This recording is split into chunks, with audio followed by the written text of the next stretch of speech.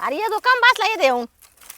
दिवाळी आली करंजा नाही केले लाडू नाही केले हे काय करायचे आता याच्यात त्याच्याकरता सरपंच काढी ती चला आता सरपंच घेतलंय तुम्हाला शेवाचे लाडू करून देते चला बाई मला शेवाळ्याचे लाडू लय आवडते चला मग लगेच करून देते चल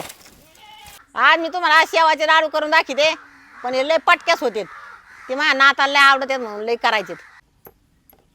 हे पहा असं लय घट्ट नाही मळायचं लय पातळ नाही मळायचं हे असं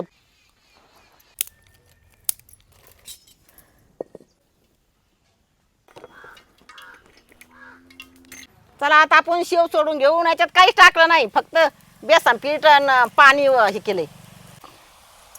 आपली शेव तयार झाली आता खाली काढून घेते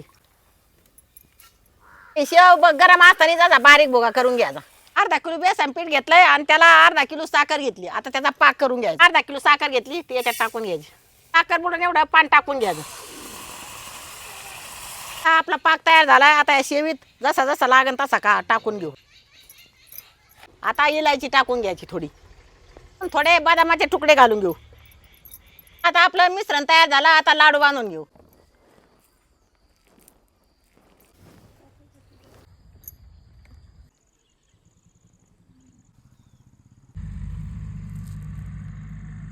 आपले शेवाचे लाडू तयार झालेत